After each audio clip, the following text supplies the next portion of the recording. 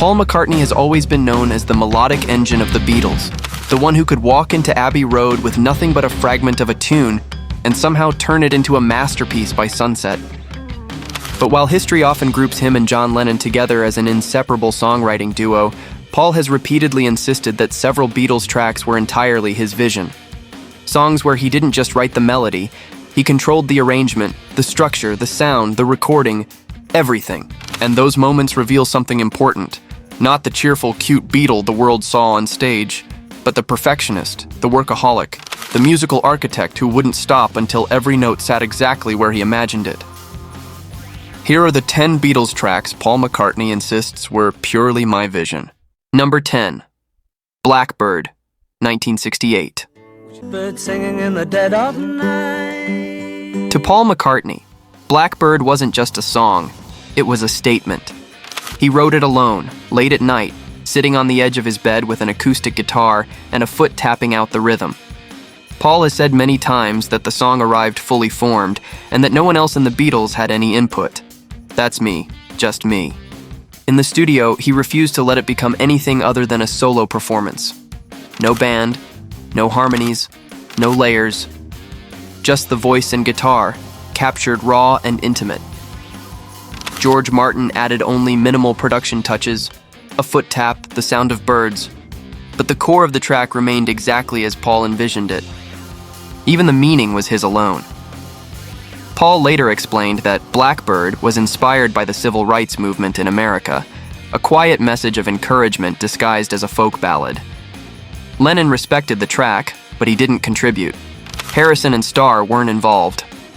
Blackbird is McCartney distilled to his purest form: melody, emotion, and precision. A Beatles song, yes, but entirely Paul's creation. Number 9. Mother Nature's Son, 1968. Paul McCartney has always pointed to Mother Nature's Son as one of the clearest examples of a Beatles track that existed purely in his own creative universe. Written during the Maharishi retreat in India, the song came from a moment of quiet reflection, away from the noise of fame and the tension that was tearing the band apart. Paul later said the melody arrived effortlessly. It was just me and my guitar under the sun. When he brought it to Abbey Road, he intended it to remain a personal, almost private piece. John and George weren't present during the main session.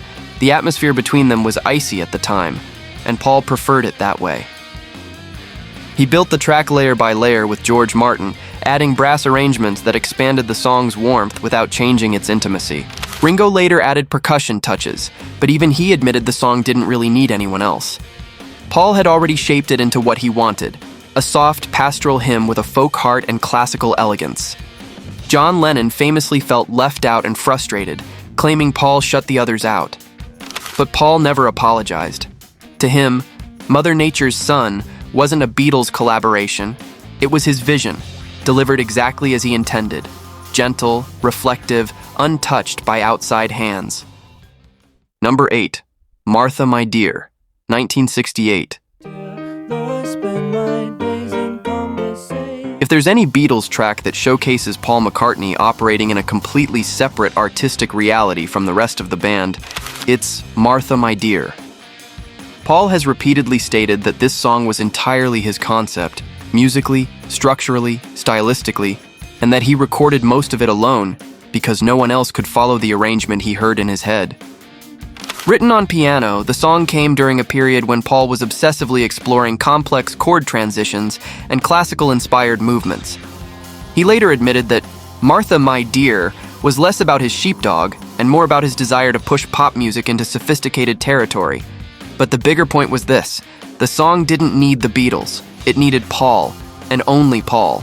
In the studio, McCartney played piano, bass, drums, guitar, and handled all the vocal work. George Martin added orchestral arrangements to match Paul's bright music hall energy, but even that was guided closely by Paul's instructions. Lennon and Harrison weren't part of the session at all. Ringo contributed minimally, following Paul's direction beat for beat. McCartney later acknowledged that he didn't intend to exclude the others. He just knew exactly how the track should sound, down to the last flourish. And because of that, he felt only he could deliver it correctly. To Paul, Martha, My Dear wasn't a band creation. It was a puzzle only he could solve, and he enjoyed proving it. Number 7. Lady Madonna, 1968. Lady Madonna, children at your feet. Paul McCartney has always maintained that Lady Madonna was a track driven almost entirely by his own instincts, a throwback he envisioned, constructed, and executed with minimal influence from the others. Inspired by Fats Domino and 1950s boogie-woogie piano records, Paul wanted to create something raw, rhythmic, and punchy. And once the idea locked into place in his head, he didn't wait for anyone else. In the studio, it was clear this was Paul's show. He built the foundation around his driving piano part, shaping the groove before the other Beatles even had time to settle into the room. Lennon and Harrison eventually added backing vocals, but Paul dictated the feel, the tempo, and the structure. Even the iconic horn parts, sharp, brassy, and unmistakably bold, were written with Paul's melodic fingerprints all over them. George Martin later said Paul approached this track with a very specific idea of how it should move, leaving almost no room for collaboration.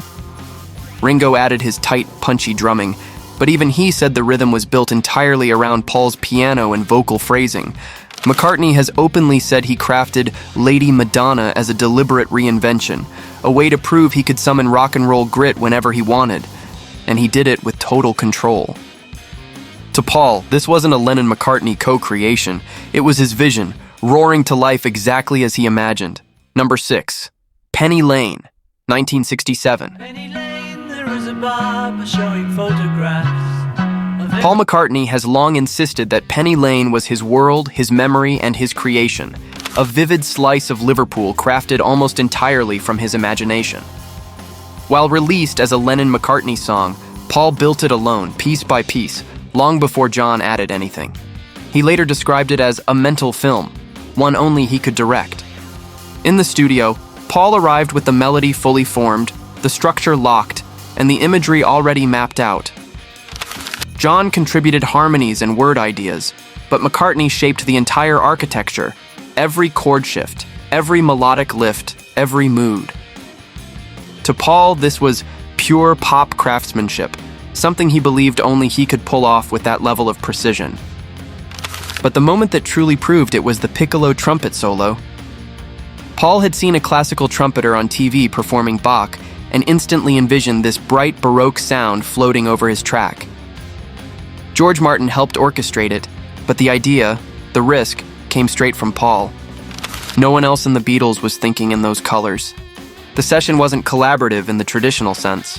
Paul was directing a canvas, the others simply adding touches. Even George Martin later said the song was Paul painting with the studio. Penny Lane wasn't nostalgia. It was McCartney's private Liverpool turned into melody. A Beatles classic, yes, but undeniably Paul's vision alone. Number 5. Here, There, and Everywhere, 1966. to lead a better life. Paul McCartney has always spoken about here, there, and everywhere with unusual pride, and for good reason. He has insisted for decades that this track was entirely his concept, crafted alone with remarkable attention to detail. Inspired partly by the Beach Boys' harmonic sophistication, Paul wrote it while sitting outside John's house one morning, chasing a melody that felt delicate, romantic, and impossibly precise. Unlike many Lennon-McCartney songs, Paul didn't wait for John's input.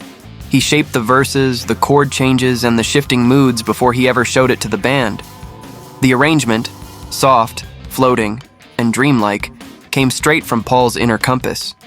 Lennon later admitted he loved the song, calling it one of Paul's best, but also confirmed he contributed almost nothing to its creation.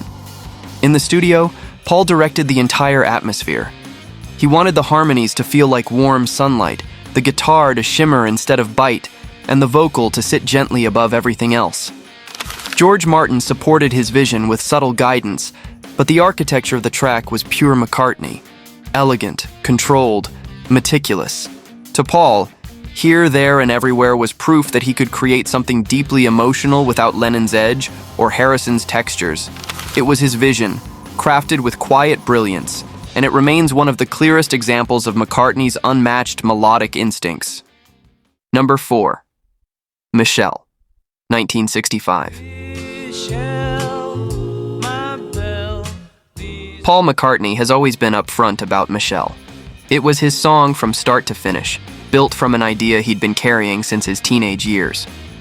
Long before the Beatles were famous, Paul used to joke around at parties by playing a fake French cafe song on guitar. Soft, moody chords meant to sound romantic. Years later, during the Rubber Soul sessions, he pulled that old idea back out and decided to turn it into something real. The melody, the structure, the emotional tone, all of it came from Paul. He crafted the descending chords, the whispered vocal style, and even asked a friend's French teacher for the correct translation so he could incorporate real French lyrics.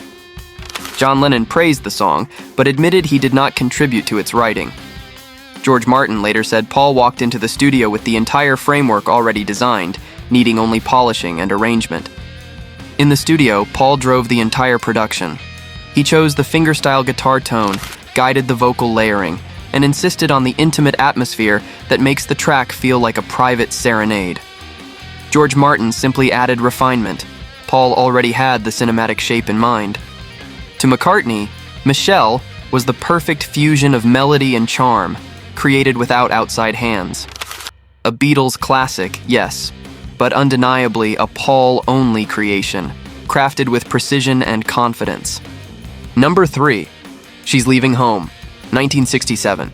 Wednesday morning at 5 o'clock. Paul McCartney has always described She's Leaving Home as a deeply personal composition, one he wrote almost entirely on his own, driven by a newspaper article that struck him like a punch to the chest. The story of a young girl running away from home resonated with Paul's instinct for emotional storytelling, and he wrote the melody quickly, letting the sadness guide the chords. John later added a few counterlines, but even he acknowledged that the song was Paul's creation from the ground up. What makes this track one of Paul's purely my vision moments is how he built it without the Beatles. When he brought the song to George Martin, their schedules didn't align. Rather than wait, Paul moved forward and asked Mike Leander to arrange the orchestration, the only time a Beatles song used an outside arranger while the band was still together. That decision frustrated George Martin, but it showed how determined Paul was to bring the song to life exactly as he imagined it. Paul didn't want guitars, drums, or traditional Beatles textures.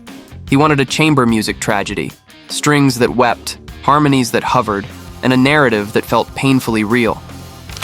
He supervised the emotional tone of every section, shaping each swell and pause. To McCartney, She's Leaving Home was more than a song. It was proof he could act as storyteller, composer, and director, crafting a miniature opera powered by his vision alone. Number 2, For No One, 1966. Your mind aches. You find that all I Paul McCartney has always pointed to For No One as one of the most intensely personal and self-contained songs he ever wrote for the Beatles, a track he insists was entirely his vision from start to finish. Composed during a tense holiday in the Swiss Alps, the song came from real emotional turmoil. Paul later admitted he wrote it in the middle of a relationship falling apart, crafting the melody alone on a small clavichord in the corner of a chalet bedroom. When he brought it into the Revolver sessions, the song was already complete. The structure, the chords, the lyrics, the emotional temperature. John and George contributed nothing to the writing, and even Ringo had a minimal role, playing only a simple tambourine. Paul played bass, piano, and clavichord himself, shaping the entire musical landscape with mathematical precision and emotional restraint. The decision to include a French horn solo, performed by Alan Civil, was Paul's idea as well. He directed the melodic contour, demanding a high note that even Civil said was difficult to hit cleanly. George Martin helped with notation, but the musical line was purely McCartney's. What makes For No One such a Paul song is how controlled, introspective, and quietly devastating it is. No theatrics. No band push and pull, just Paul, dissecting heartbreak with surgical clarity. To McCartney, this track wasn't a Lennon-McCartney collaboration, it was a diary entry. One only he could write, and one only he could deliver. Number 1, Let It Be, 1970. I find myself in times of trouble.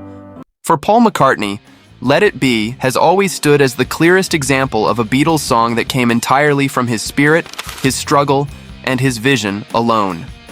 written during one of the darkest moments of his life, the band collapsing, friendships breaking, business battles tearing everything apart. Paul received the idea from a dream.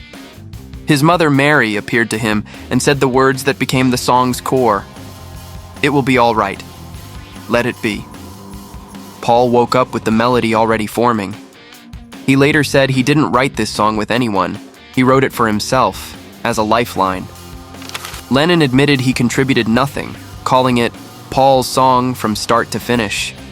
Even Ringo and George Harrison said the track arrived essentially complete, with Paul already knowing the exact emotional shape he wanted. In the studio, Paul guided every decision: the gospel-inspired piano, the gentle rise of the verses, and the serene delivery that made it feel like a hymn. George Martin supported him, adding orchestral touches that magnified the song's spiritual weight. But the heart of the track, its tone, message, melody, and purpose, remained entirely Paul's. What makes Let It Be the #1 song, he insists, was purely my vision, is not just that he wrote it alone, but that it saved him in a moment when the Beatles were falling apart. It wasn't just a song. It was Paul McCartney holding on to hope, with no one else to lean on.